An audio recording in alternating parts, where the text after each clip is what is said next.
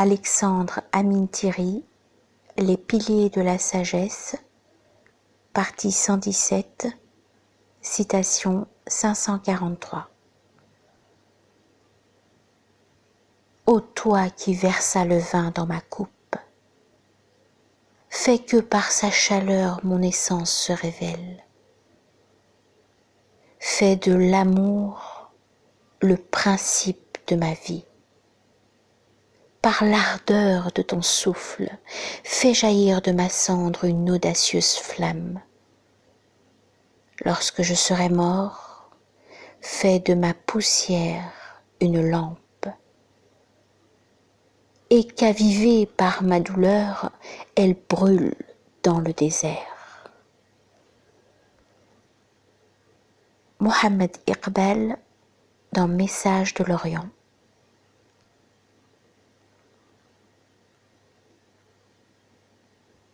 « 544. Ne perds jamais ton enthousiasme pour établir la justice au sein de la sphère de souveraineté qu'Allah t'a accordée. Le plus heureux de tous les bergers qui se tiendront devant Allah le jour de notre jugement est celui dont le troupeau sera heureux. Ne t'égare jamais. Si jamais cela arrive, sache que les gens te suivront dans la même direction. Ne donne jamais d'ordre de façon arrogante et ne juge pas dans la colère. Lorsque tu fais face à un dilemme où tu dois choisir entre le bien de ce monde et le bien du monde futur, choisis le second. N'oublie pas que ce monde est transitoire, tandis que l'autre est éternel. Abu Youssouf dans Kitab al-Kharaj.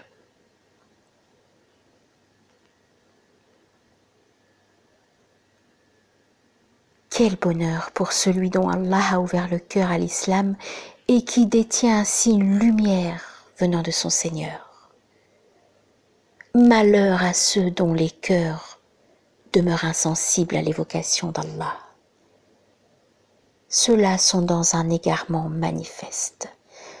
Allah a révélé un discours sublime en un livre aux versets concordants où alternent les promesses et les menaces au point que ceux qui craignent Allah et qui en font la lecture sentent d'abord un frisson traverser leur corps, puis leur peau, et leur cœur s'apaise à l'évocation du Seigneur.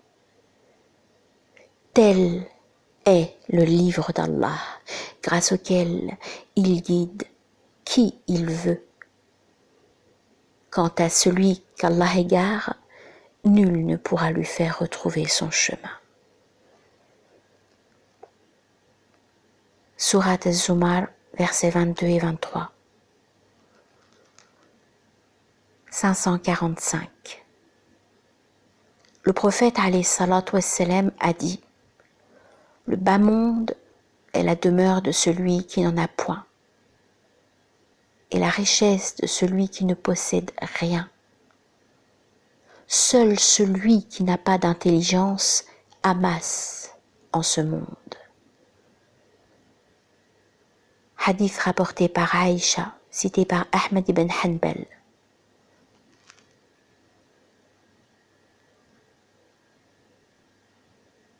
« 546. Un homme vint à moi et me dit: j'ai faim. Pouvez-vous me donner quelque chose à manger? Moi aussi j'avais faim et je n'avais ni argent ni aucun moyen de me nourrir, ni moi ni lui.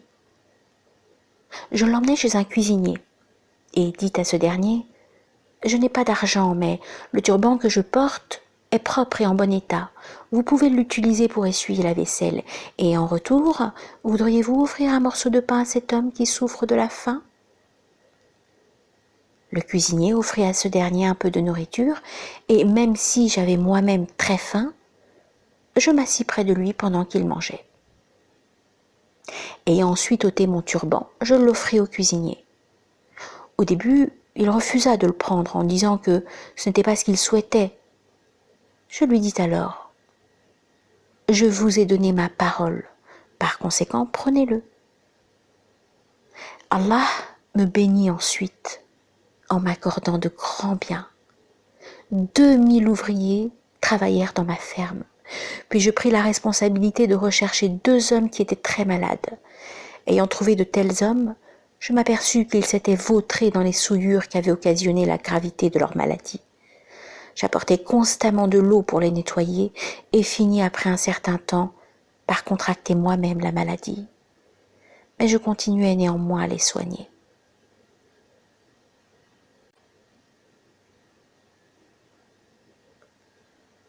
Ubaydullah Ahrar est cité dans Osman Nouri Tokbas dans la sincérité et la piété en islam.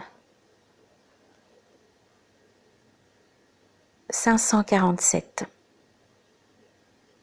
Un aveugle des yeux vaut mieux qu'un aveugle du cœur. Aboul Hassan el-Karakani.